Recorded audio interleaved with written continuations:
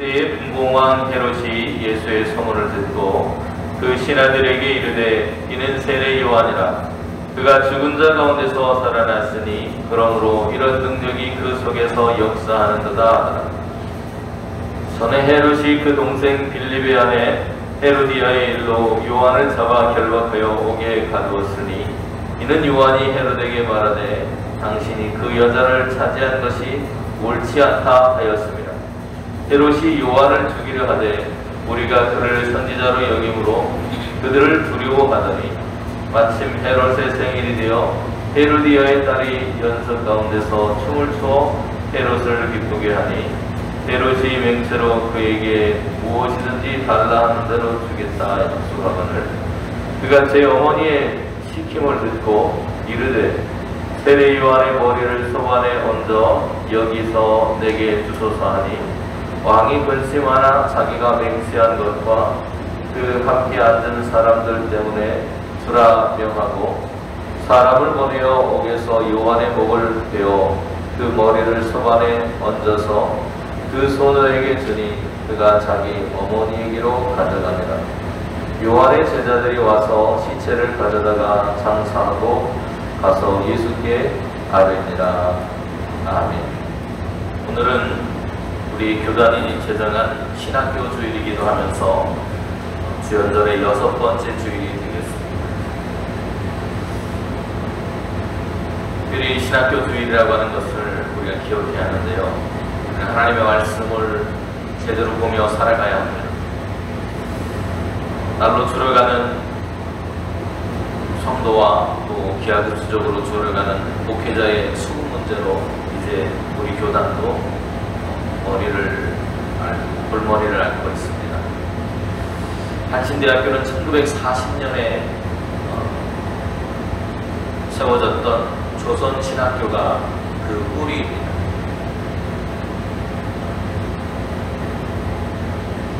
한신대학교는 만우 송창근 목사와 장공 김재준 목사가 함께 마음을 합하고 복 있는 사람이 되겠다라고 하는 그런 정신을 가지고 세워진 학교입니다. 당시에 우리나라는 근본주의 신학과 그리고 선교사들에 의해서 세워졌던 그런 교회들이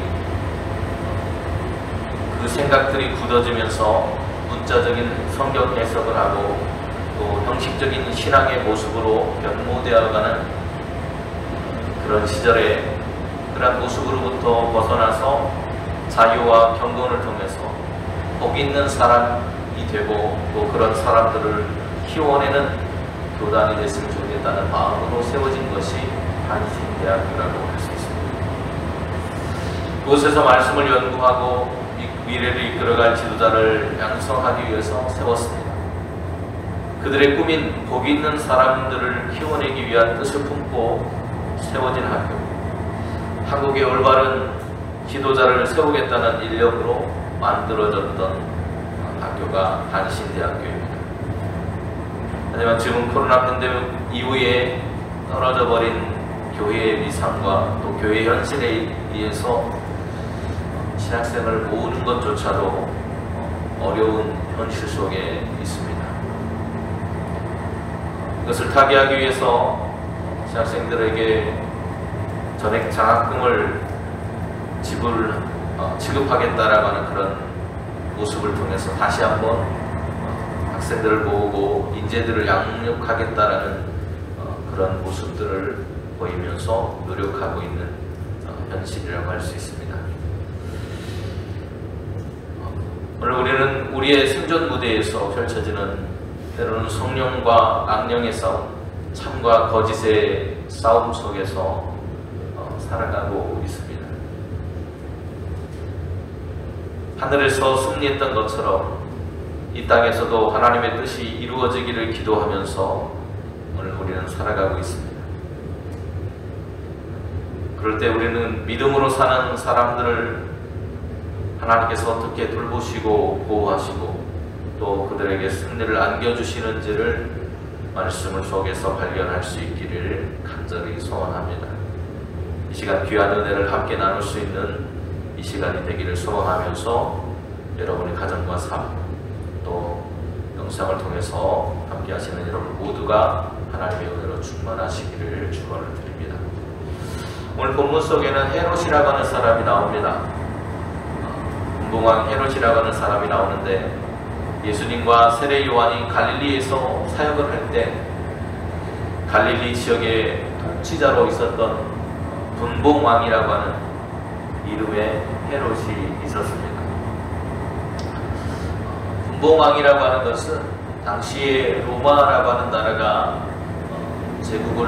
로마 제국이 이 팔레스타인 지역을 점령하고 통치하고 다스리면서, 그리고 그들이 가는 곳마다 그 지역의 토착 세력들, 자기들이 모두 다스릴 수 없기 때문에 그 지역의 토착 세력들에게 그 정권을 위임해서 그 지역을 다스리도록 했습니다. 그래서 세워진 사람들이 분봉왕입니다. 지금으로 하자면 도지사쯤 될까요? 그런 위치 정도 되는 것 같습니다. 로마는 이런 정복한 지역에서 로마군이 주둔하는 자치 도시만을 직접 다스리고, 그 나머지 지역에서는 많은 영토를 이런 분봉왕들에게 위임을 해서 통치하는 형태를 가졌습니다. 그래서 당시 유대 지역은 4명의 분봉왕으로 이렇게 나누어져서 다스리게 되었는데요. 이 4명의 분봉왕들은 대헤롯이라고 부르는, 헤롯 대왕이라고 부르는 사람의 아들이었습니다. 이 헤롯 대왕이라는 사람은 예루살렘의 성전을 건축했던 왕이고, 예루살렘의 탄생 때에 베들레헴 근처의 어린아이들을 죽인 왕이기도 합니다. 또 분봉왕 헤롯은 본래 이름은 헤롯 안티파스라고 하는 사람인데,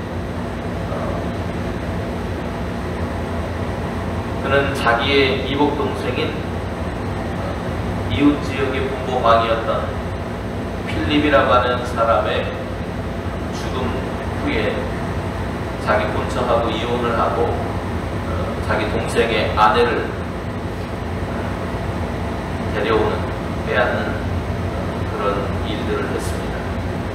그래서 자기 아내를 삼고 결혼을 하게 되는데, 이로 인해서 많은 유대인들의 비난도 받았고, 또 그 당시에 선지자로 유대에 있었던 세례 요한의 비난을 받았습니다.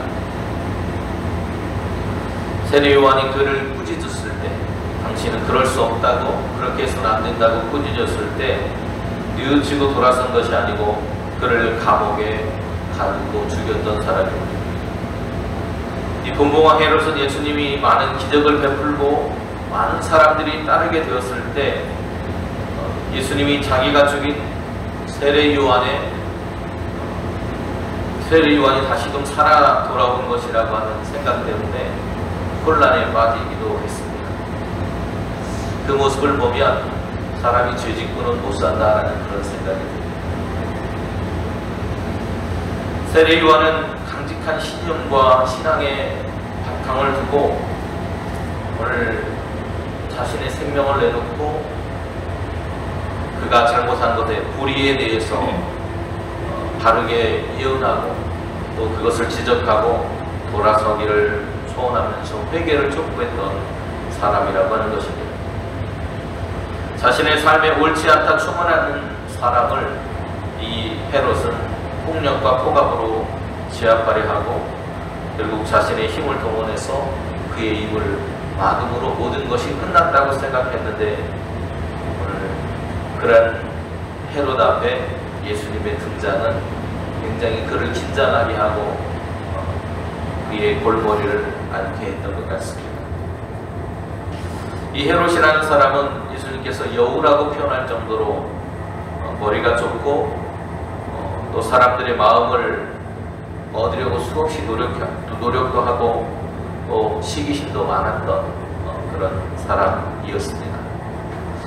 그런 모습을 가지고 살아오던 오늘 그 앞에 예수님께서 나타나셨다는 사실입니다.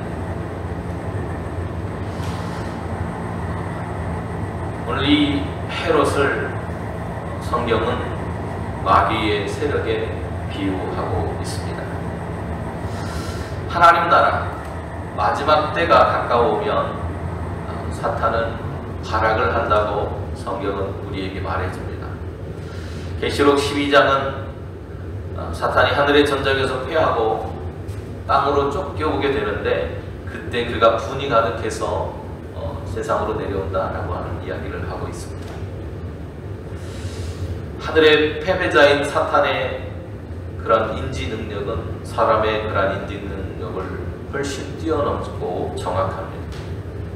하늘에서 자신을 쫓아냈던 그리스도가 그 자신이 인디했던 대로 나사렛 예수의 몸을 입고 자기 당시의 유대의 독재자인 헤롯을 앞세워서 마음껏 왕 노릇하고 있었던 유대 땅에 내려오신 것입니다. 그러기에 예수의 성육신은 연약한 인간들에게는 구원의 기쁜 소식이었지만 오늘 악한 세력 마귀에게는 사형 선고와 같은 일이었다는 사실을 우리는 기억해야 합니다. 이 헤롯의 예수 소문에 대한 반응, 그것은 예수님은 자기가 죽인 세례 요한이 죽은 자 가운데서 살아난 것이다 라고 하는 그 생각 때문에 오늘 그는 늘 잠 못 이루고 마음을 편안하게 할 수 없었을 것입니다. 죽은 자 가운데서 살아난 것이라고 토로한 그의 말대로 결코 자신의 것이 아니라 바로 그 안에 들어와 있던 사탄의 예지가 오늘 그로 하여금 예수님이 세례 요한이 다시금 살아난 것이라고 하는 그런 생각을 갖게 했던 것 같습니다. 하늘의 권세자인 그리스도에 대한 쓰라린 추억, 바로 그것이 사탄으로 하여금 요동하게 하고 또 헤롯에게 그러한 살인 충동을 일어나게 했던 것 같습니다. 헤롯에게 예수는 세례 요한을 생각나게 하는 존재입니다. 예수님은 세례 요한의 선포를 쫓아서 회개하라, 천국이 가까웠다라고 선포하면서 천국의 기쁜 소식을 온 백성에게 선포하셨던 것입니다. 이런 예수님의 천국 선포는 마귀를 추종하던 세력인 헤롯에게는 가장 큰 공포였습니다. 이미 그 안에 있는 마귀는 천국의 위력과 그 능력이 얼마나 두려운 것인지를 잘 알고 있었습니다. 그는 이미 예수님 앞에서 쫓기고 있는 존재였습니다.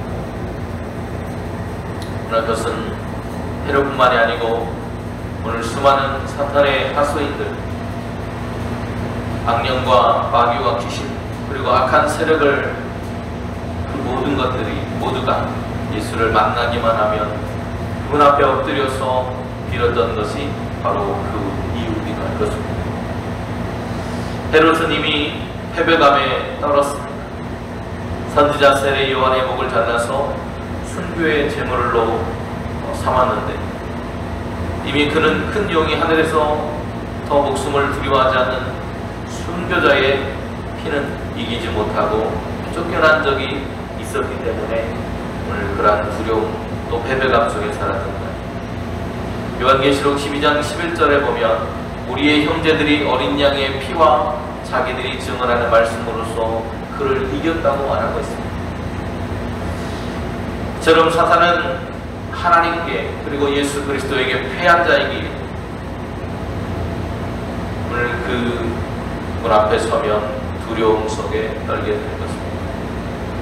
무엇보다 성자 예수 그리스도는 이미 헤롯에게 참변을 당한 세례 요한에게 찾아오셔서 그를 당신과 복음을 위한 소중한 제물로 공인하시고 그를 가슴에 품어주셨기 때문에 하늘의 권세자는 당신을 위해서 희생자를 꼭 품으십니다. 그러기에 하늘과 그 안에 속한 사람들 모두 함께 즐거워해야 합니다. 출애굽에서의 하나님의 자기 백성을 돌보시는 모습은 바로 그러한 우리의 모습을 잘 그려주고 있습니다. 성부 하나님의 자기 백성에 대한 배려와 챙기시는 모습은 출애굽기 6장에 나오고 있는데요.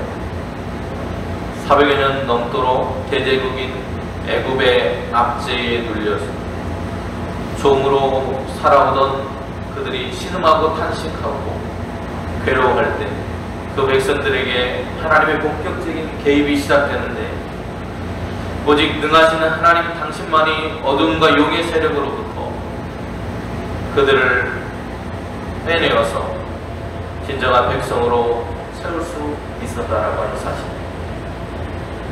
그런데 이때 하나님을 그곳에 개입하게 한 매개가 있었습니다. 바로 이스라엘 자손의 탄식하는 음성과 신음하는 소리였습니다. 5절 말씀을 보면 이제 애굽 사람이 종으로 삼은 이스라엘 자손의 신음소리를 내가 들었다 말씀입니다. 하나님의 백성들의 신음, 탐원하는 것은, 그 소리는 하나님이 그 조상들에게 일찍이 땅을 그들에게 주기로 약속하셨던 그 약속을 기억나게 했다고 성경은 기록하고 있습니다. 그래서 주님은 그들의 용 세력들, 용의 세력, 이집트라고 그렇게 볼 수 있겠죠. 그들을 형벌로 심판하셨고, 그 어떤 대가의 속량도 치루심으로 인해서 이스라엘 그 히브리 노예들을 애굽으로부터 건져주셨던 거죠. 오늘 죄와 사망에 허덕이는 우리의 인생들을 주님의 십자가를 통해서 우리를 건져주시고 하나님의 백성으로 삼아주신 것입니다. 하나님이 그들의 여호와임을 알게 하시기 위해서 오늘 이 일들을 하셨다고 말씀합니다. 지도자인 모세를 통해서 그들을 건져내시고 모세와 함께 구원의 사역을 하셨던 이유는 바로 하나님을 그들의 하나님으로 알게 하시기 위한 것이었다 말씀합니다. 오늘 7절 말씀은 이렇게 말씀하십니다. 출애굽기 6장 7절에 너희를 내 백성으로 삼고 나는 너희의 하나님이 되리니 나는 애굽 사람의 무거운 짐 밑에서 너를 빼낸 너희의 하나님 여호와인 줄 너희가 알지라. 하나님이 지도자를 세우시는 이유를, 그리고 불의를 깨닫게 하고 그들로 하여금 새로운 삶을 살 수 있게 하면서 그렇게 인도하신 분이 하나님이라고 하는 것을 그들에게 가르치기 위한 것이었다는 겁니다. 이 모든 일들은 모세를 통해서 이루어진 것처럼 후대에는 예수님을 통해서, 그리고 오늘 세례 요한을 통해서, 또 12사도들을 통해서, 그리고 수많은 교회의 지도자들을 통해서 이 일들이 이루어져 왔음을 우리는 보고 있습니다. 바로 그러한 지도자들을 세우는 오늘 신학교, 그 신학교를 살리는 것 역시도 교회가 해야 할 일이라는 것입니다. 백성들의 무거운 멍에에서 그들을 건져내고 빼내주시고 약속의 땅으로 인도하여서 그들을 기업으로 삼게 하실 하나님의 뜻을 백성들에게 가르치고 그 길을 함께 걸어가야 할 지도자를 세우는 일은 그렇게 중요한 일입니다. 하나님은 하늘과 온 땅의 주님이십니다. 그런 하나님과 가까이 함께하는 것이 우리의 복인 줄로 믿습니다. 사탄은 언제나 우리 곁에서 그런 우리의 발걸음을 넘어뜨리려고 합니다. 참된 백성으로 사는지 오늘 사이비로 내가 살아가고 있는 것은 아닌지 우리의 삶을 우리 늘 돌아보고 돌아봐야 합니다. 사탄은 조금만 우리가 틈을 보이면 감시되어 불난자로서 우리의 곁에서 우리의 신앙과 삶을 흔들어냅니다. 우리는 반드시 정신을 차리고 하늘의 패자인 사탄의 노래극감이 되어서는 안 될 것입니다. 우리의 역사 속에 위선과 거짓으로 행세하는 사탄의 행태를 우리는 깊이 경계해야 합니다. 그리고 오늘 우리가 깨어있는 지도자를 세우는 일에 힘써야 합니다. 하나님은 매 순간순간마다 또 이스라엘 백성들이, 하나님의 백성들이 어려움 속에 있을 때마다 이러한 지도자들을 통해서 하나님의 역사를 이루어 오셨기 때문입니다. 모세를 세워서 애굽과 이방 땅에 불의한 자들을 맞서게 하셨고, 세례 요한을 통해 당시에 불의한 일을 행하던 헤롯 왕에게 악하다 외치게 하셨고 회개를 촉구하셨습니다. 예수님을 통해 당시에 불의한 자들에게 오늘 하나님의 나라가 가까웠음을 선포하게 하셨습니다. 예수님을 통해 그렇게 하셨고 사도들을 통해 그렇게 하셨던 것처럼 오늘 기장교회는 송창근 목사와 김재준 목사 그리고 수많은 종교 지도자들을 통해서 그 일들을 하게 하셨습니다. 앞으로 세워질 또 다른 이와 같은 일꾼들을, 지도자들을 우리는 신학교를 통해서 세워내야 합니다. 오늘 저와 여러분의 그러한 모습, 하나님의 역사, 또 예수 그리스도의 그러한 그 돌보심을 사람들에게 깨닫게 하고 하나님의 우리의 하나님이시고 구원자이심을 우리에게 바르게 가르칠 교단의 지도자들을 바르게 세우는 일을 위해 모두가 함께 기도하며 세워가는 교회가 될 수 있기를 간절히 소망합니다. 기도하시겠습니다. 내려오신 하나님, 하나님의 선한 역사가 우리 용산교회를 통해서 또 기장교회를 통해서 이루어지기를 소망합니다. 하나님은 이미 그러한 일들을 해오셨고 또 지도자들을 세워서 그 일의 동역자로 함께 해오셨습니다.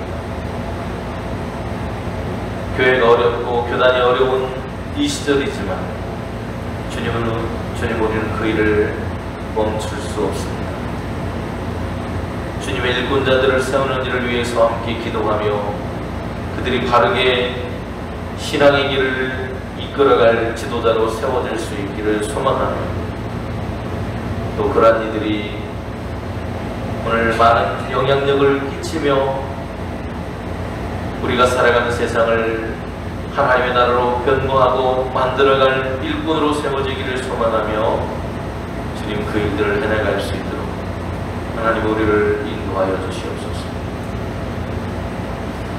힘겹다고 어렵다고 포기하지 않게 하시고 끝까지 그 사명을 감당할 수 있는 저희 모두가 될 수 있도록 하나님 은혜를 베풀어 주시고 그 일을 통해 한국교회가 다시 한번 새로워지고 일어서는 아름다운 교회가 될 수 있도록 은총을 베풀어 주시옵소서. 예수님의 이름으로 기도드립니다. 아멘.